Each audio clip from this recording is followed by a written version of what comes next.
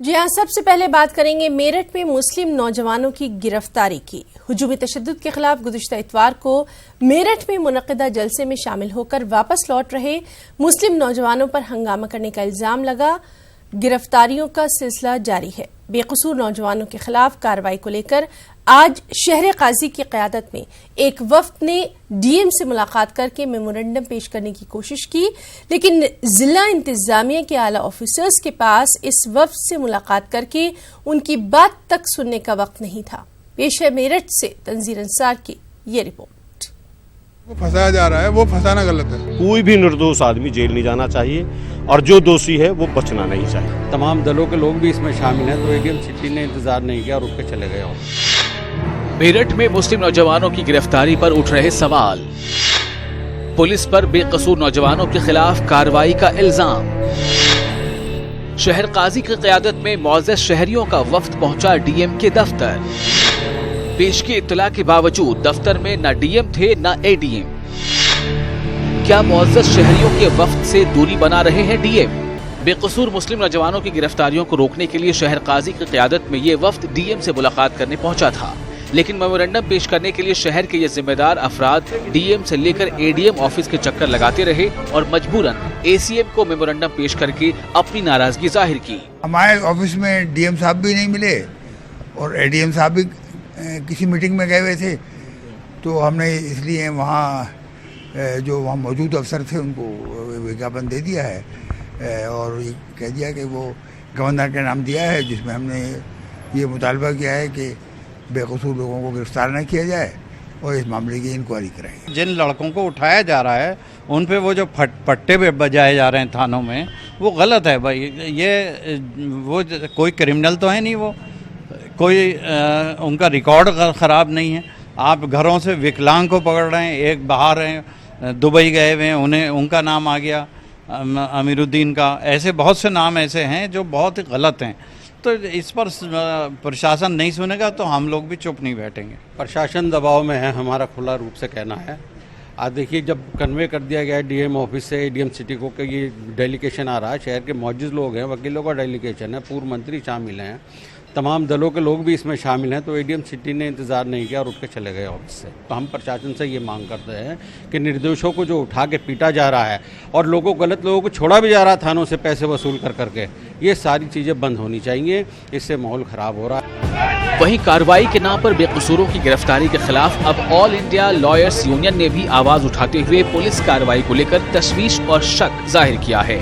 हमारी all India lawyers union की मांग ये है कि निष्पक्ष जांच कराई जाए और जो जनता में एक भय व्याप्त है इस तरह का कि कहीं और से तो डोर नहीं हिल रही है, ऐसा भी कोई मैसेज नहीं जाना चाहिए। हमारा मामला ये है कि कोई भी निर्दोष आदमी जेल नहीं जाना चाहिए और जो दोषी है वो बचना नहीं चाहिए। यही हमारी मांग है और मेरठ में अमन बना रहे और निष्पक्ष जांच इसकी जब तक ना हो तब तक बेवजह गिरफ्तारी ना दी जाए और एक खौफ का माहौल ना पैदा किया जाए। कि जो निर्दोष लोगों को फंसाया जा रहा है वो फंसाना गलत है और हमको ऐसा लगता है कि पुलिस जानबूझ के कर रही है ये, क्योंकि उसने कोई छानबीन नहीं की और लोगों के नाम लिख दिए, तो इस तरह से लोग डरे हुए हैं।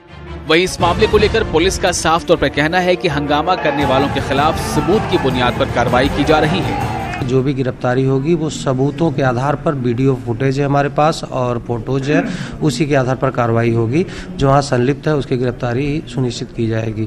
तो ये सारी पूरी पुलिस की कार्रवाई है और जो व्यक्ति वहाँ शामिल नहीं था उसे बिल्कुल परेशान होने की आवश्यकता नहीं है। जमहूरी निज़ाम में हर शहरी को अपनी बात कहने का हक है और हर शहरी के मुतालिबात और आवाज को सुनना हुक्मरानों और सरकारी अफसरान की जिम्मेदारी। लेकिन जिले के जिम्मेदार अफसरान का रवैया ही जब गैर जिम्मेदार हो तो इंसाफ की उम्मीद किससे की जा सकती है? न्यूज़ 18 उर्दू के लिए मेरठ से तंजीर अंसार की रिपोर्ट। और हुजूमी तशद्दुद के खिलाफ मेरठ के फैज़-ए-आम कॉलेज में जलसे का इनेकाद करने वाली तंजीम युवा सेवा समिति के सदर बदर अली को पुलिस ने गिरफ्तार कर लिया। हालांकि जानकारी के मुताबिक बदर अली ने सदर पुलिस के सामने सरेंडर किया, खुद सुपुर्दगी की, जबकि सदर थाना पुलिस ने मेरठ के दिल्ली रोड शोप्रिक्स मॉल से बदर अली की गिरफ्तारी दिखाई। कोर्ट में पेश करने के बाद पुलिस ने बदर अली को जेल भेज दिया। रविवार का जो घटनाक्रम था, पूरा जो ये प्रोपेगेंडा प्रायोजित किया गया था बदर अली के द्वारा, इसकी कल हिस्ट्री शीट खोली गई थी, इस पर पुरस्कार भी घोषित किया गया था। आज इसकी शॉपिंग मॉल के पास से गिरफ्तारी हुई है, मॉल से हुई है, और इसको सदर और दिल्ली गेट की टीम ने किया है। 5,000 रुपये का रिवार्ड इस पर कल किया गया था, जो कि इसको देखते हुए इसकी स्थिति के अनुसार पर्याप्त था। अब तक कितनी गिरफ्तारियां हो चुकी हैं? अब तक इसको लेके कुल हमारे पास जो है 49 गिरफ्तारियां हुई हैं। सीबीआई कृष्णानंद राय कत्ल केस में खुसूसी अदालत के फैसले को चैलेंज करेगी। दरअसल खुसूसी अदालत ने इस केस में मुख्तार अंसारी समेत 4 मुलजिमीन को बरी कर दिया है। खुसूसी अदालत के इस फैसले को एजेंसी दिल्ली हाई कोर्ट में चैलेंज करेगी। ख्याल रहे कि नवंबर 2005 में कृष्ण राय के काफिले पर अंधाधुंध फायरिंग की गई थी। इस हमले में बीजेपी लीडर कृष्ण राय और उनके 7 साथी हलाक हो गए थे। सीएम योगी ने लखनऊ के लोक भवन ऑडिटोरियम में एक मुख्यमंत्री हेल्पलाइन सेवा का इफ्तिताह किया। सीएम हेल्पलाइन नंबर 1076 पर कॉल करके अपनी कोई भी शिकायत दर्ज करवाई जा सकती है। यूपी के किसी भी मुकाम से इस नंबर पर अपनी शिकायत दर्ज करवाई जा सकती है। सीएम हेल्पलाइन कॉल सेंटर में 500 सीटों का इंतजाम किया गया है। साथ ही 24 घंटे शिकायत दर्ज करवाई जा सकती है और शिकायतों को मुताल्लिका महकमों को फौरी भेजा भी जाएगा। 2 वर्ष पहले ये कल्पना मेरे सामने आई थी तो मैंने विभाग के सामने इस बारे में कहा था कि भी हमें एक ऐसा मैकेनिज्म तैयार करना होगा जहां पर शासन प्रशासन से जुड़ा हुआ हर व्यक्ति जनता के प्रति जवाबदेह होकर के लोकतंत्र को सही मायने में सार्थक बना सके। नहीं तो क्या मतलब है, अगर हम जनता की समस्या को नहीं सुन सकते, उसका सम्यक समाधान नहीं निकाल सकते, तो हम लोगों का यहां पर बैठने का कोई मतलब नहीं रह जाता। और तब ये बात सामने आई थी कि हमें यहां पर एक ऐसी व्यवस्था देनी होगी। ये मुख्यमंत्री हेल्पलाइन वन वे नहीं है, हमने इसमें सिस्टम दिया है और विगत 1 वर्ष से इसका ट्रायल चल रहा है। संतुष्टि का लेवल अभी भी उस स्तर पर नहीं है, लेकिन अब इसमें अधिक देर करना मैंने उचित नहीं समझा, इसलिए आज ये तिथि तय की गई है। बुलंदशहर की रहने वाली एक नई नवेली दुल्हन को मेरठ में उसके शौहर ने मामूली बात पर 3 तलाक दे दी। इल्जाम यह भी है कि शौहर के 3 बड़े भाइयों ने दुल्हन के साथ इज्तिमाई इसपतरेज़ी की। मुतासरा के शौहर का नाम सलमान बताया गया है। इस मामले में पुलिस ने केस दर्ज कर लिया है। अब मुतासरा के घर वाले हुकूमत से कसूरवारों के खिलाफ सख्त कार्रवाई की मांग कर रहे हैं।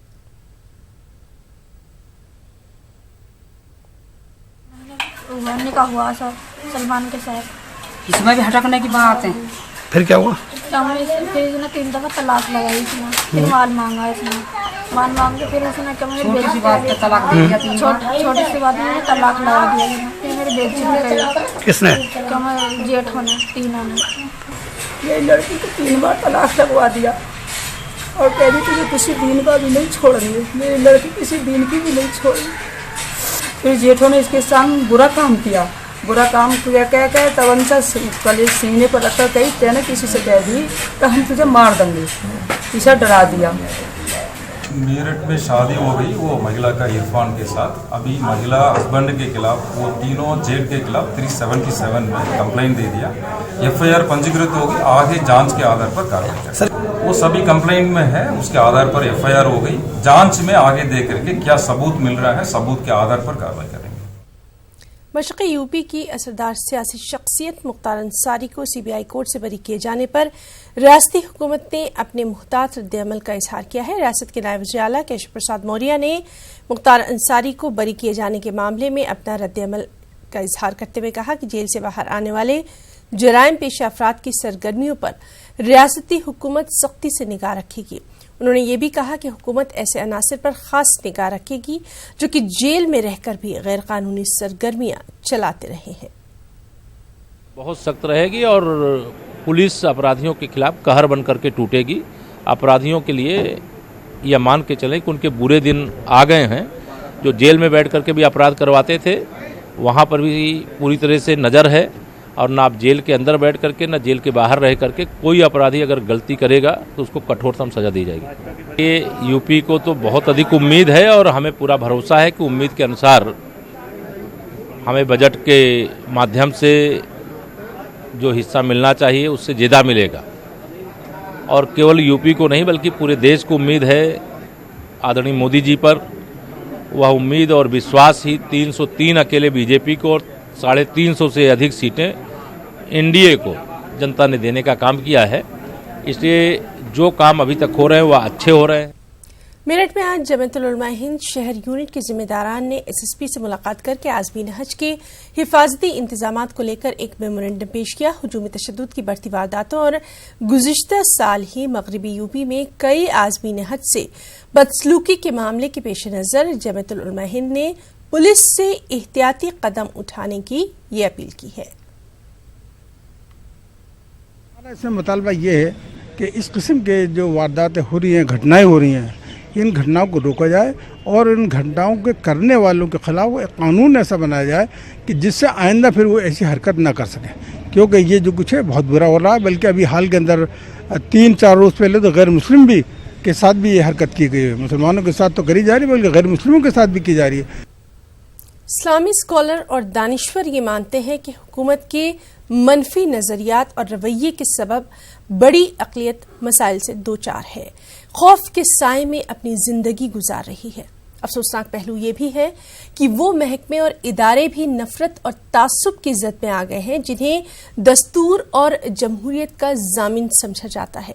उलमाए कराम और दानिश्वरों के मुताबिक हालात को खराब करने में सबसे ज्यादा मनफी किरदार उस सहाफत ने अदा किया, उस जर्नलिज्म ने अदा किया जो कि नफरत की सियासत करने वालों के इशारों पर काम कर रही है।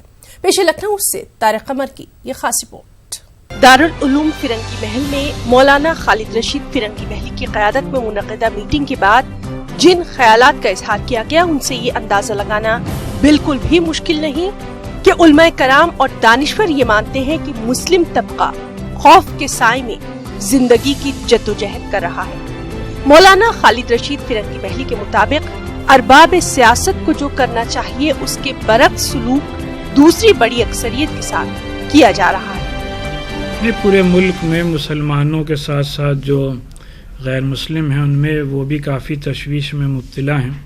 जो बार बार ये मॉब लिंचिंग के अफसोसनाक वाक़यात आ रहे हैं और इससे कहीं ना कहीं मुसलमानों में खुसूसन एक तरीक़े की इनसिक्योरिटी पैदा हो रही है और इंटरनेशनल लेवल पर भी अफसोस की बात यह है कि इंडिया की इमेज मुतासर हो रही है। इस वजह से हम समझते हैं कि ज़िम्मेदारों को इस तरफ खुसूसी तवज्जो देने की ज़रूरत है।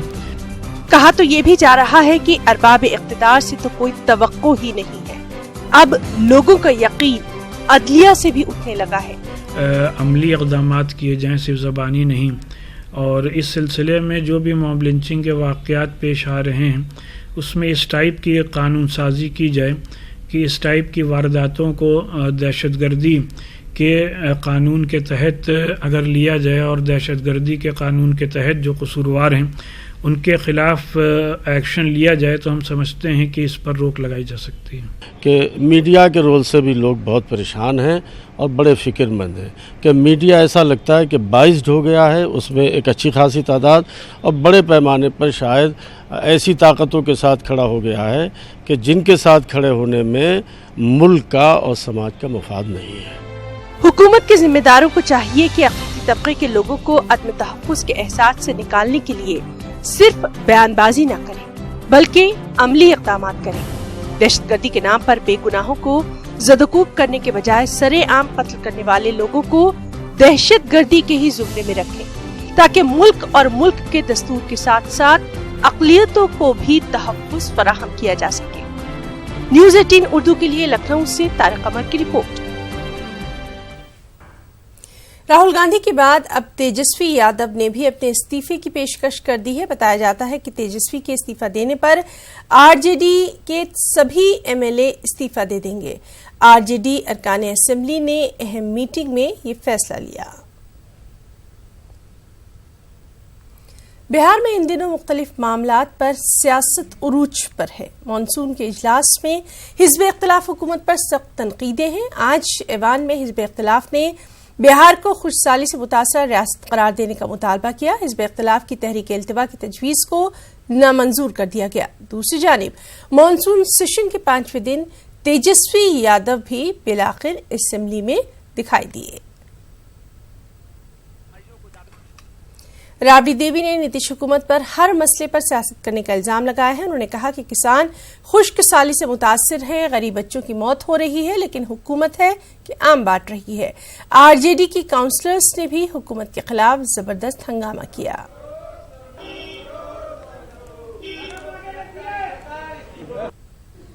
इतना गरीबों के लिए उनको दाया माया है, तो गरीबों के पहले आम फेंकते, पहले गरीब के बच्चा के जाके इलाज कराते। बेड नहीं है वहाँ रहने का, कोई भी पूरा बिहार में जो इतना हॉस्पिटल है सब में बेड के कमी है, डॉक्टर के कमी है, नर्स के कमी है, पदाधिकारी नहीं है, कोई नहीं है, सारा कुर्सी खाली है। तो बहाल करना चाहिए इस पर सरकार को। कौन रोका है बहाली से? दरभंगा में 50 बच्चा मरा है, कोई सूचना नहीं है, मीडिया के भी सूचना नहीं है, कोई का सूचना नहीं है। सरकार छिपाने का काम कर रही है। बीजेपी के राज्यसभा एमपी गोपाल नारायण सिंह का जेडीयू पर हमला जारी है। उन्होंने बीजेपी और जेडीयू के इत्तेहाद को जाती मुफाद करार दिया। साथ ही कहा कि बीजेपी की हिमायत में हवा रहती है तो फायदा उठाने के लिए दूसरे लोग आ जाते हैं। होता हमारा उनका हुआ है और मैं उस समय समझता था कि हमारे नीति और सिद्धांतों के साथ मिलजुल कर समझौता हुआ है, लेकिन पिछले बार भी समझौता के पहले भी राज्यसभा में हम देखे कि 370 या 3 तलाक पर मामला पर ये जदयू का अपना स्टैंड अलग रहा है। तो इसको मैं स्वार्थ का गठबंधन मानता हूँ कि हवा भारतीय जनता पार्टी के बनती है और हमारे कार्यकर्ताओं में दमखम जब हो जाता है तो लाभ लेने के लिए हमारे किसी न किसी नेता की कमजोरी से वो समझौता करता है। लेकिन जब अपने अलग अलग सिद्धांतों को लेकर जब समझौता होता है तो स्वार्थ का समझौता हुआ।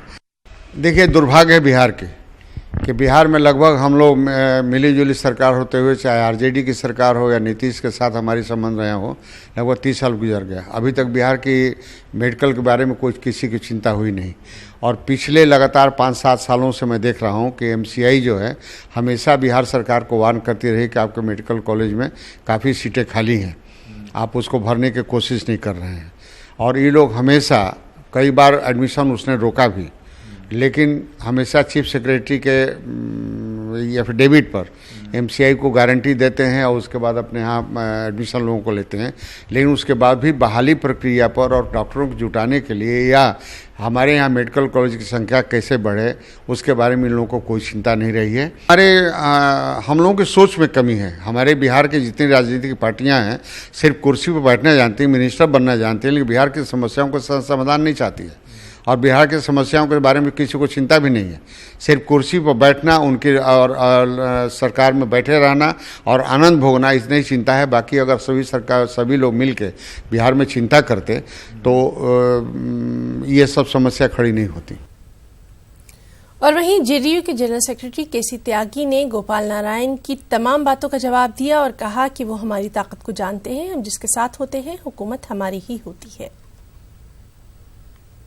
हम आरजेडी के साथ थे तो आरजेडी की और हमारी सरकार बन गई थी और बीजेपी मात्र 54-55 सीटों पर सिमट गई थी। हम बीजेपी के साथ आए हैं तो 40 में से 39 सीटें हम दोनों शेयर कर रहे हैं। हम उनके वक्तव्यों को कोई तरजीह नहीं देते। ये गठबंधन नीतीश कुमार जी, नरेंद्र मोदी जी और अमित शाह जी की वार्तालाप के बाद हुआ है और ये राष्ट्रीय स्तर पर तीनों नेताओं ने बैठ करके इसको किया, सीटों के बंटवारे में भी किया है। बिहार में श्री नित्यानंद राय वहाँ अध्यक्ष हैं और श्री सुशील मोदी नेता हैं, डिप्टी चीफ मिनिस्टर हैं। इसलिए हम हर एक के वक्तव्य पर टिप्पणी करें ये हमारे लिए आवश्यक नहीं है। मोतिहारी सदर अस्पताल में दिमागी बुखार से मुतासरा बच्चों के साथ लापरवाही जारी है। पीक वार्ड में ऑक्सीजन की कमी से मरीजों के साथ डॉक्टर्स को भी काफी दिक्कतें पेश आ रही हैं। यहां नाजुक हालत में दाखिल बच्चे को सिलेंडर लगाकर ऑक्सीजन दी गई, तब बच्चे की जान बची।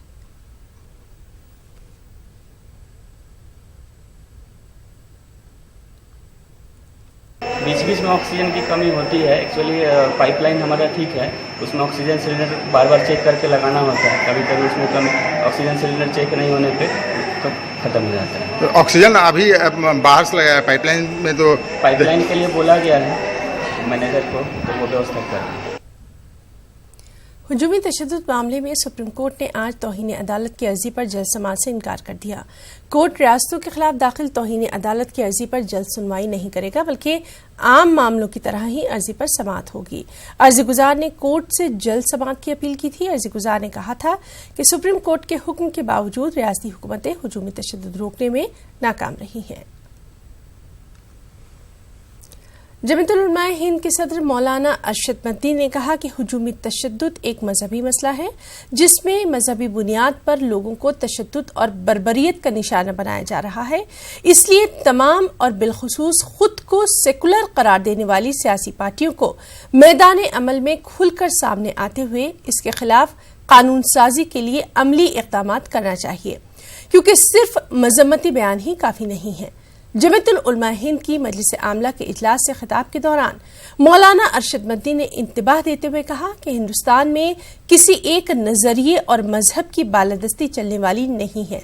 ये मुल्क सबका है। हिंदुस्तान हमेशा से ही गंगा जमनी तहजीब का अलंबरदार रहा है और इसी राह पर चलकर ही मुल्क की तरक्की मुमकिन है। मॉब लिंचिंग के हालिया वाकयात और खासकर तबरेज अंसारी के वहशियाना कत्ल पर अपनी सख्त बरहमी और अफसोस का इजहार करते हुए मौलाना मदनी ने कहा कि ये कत्ल नहीं, दरिंदगी की इंतहा है और हिंदुस्तान के माथे पर बदनुमा दाग भी। रांची में मुस्लिम मुत्तहदा मुहाज के ज़ेर एहतमाम मीटिंग का इनेकाद किया गया। इस मीटिंग में रांची और उसके मज़ाफ़ाती इलाकों की मसाजिद के आइमा और खतीब ने शिरकत की। इस मौके पर हुजूमी तशद्दुद को लेकर मुनक़िद होने वाले एहतजाजी जलसे आम को कामयाब बनाने का लाएअमल तैयार किया गया। वाज़ेह है कि मुख्तलिफ समाजी तंजीमों पर मुश्तमिल मुस्लिम मुत्तहदा मुहाज के ज़ेर एहतमाम 5 जुलाई को बाद नमाज जुमा रांची के डोरंडा में वाक़े उर्स मैदान में हुजूमी तशद्दुद के वाक़यात के खिलाफ अजीम एहतजाजी इजलास बउनवान जन आक्रोश सभा का इनेकाद किया जाएगा। खतीबों से गुजारिश की जा रही कि कल जुमे में लोगों को ये लाइन गाइड दें कि जुलूस में अमन और शांति के साथ जाएं, कोई ऐसी हरकत न हो जिससे बदअमनी फैले। इसलिए कि हमारी लड़ाई किसी फ़िरका किसी मज़हब के ख़िलाफ़ नहीं है, फ़िरका परस्ती के ख़िलाफ़ है। जो लोग कानून को अपने हाथ में ले रहे हैं, दस्तूर का डर और खौफ जिनके दिलों में नहीं है, वो इस तरह का काम कर रहे हैं, हमारी लड़ाई उनके ख़िलाफ़ है।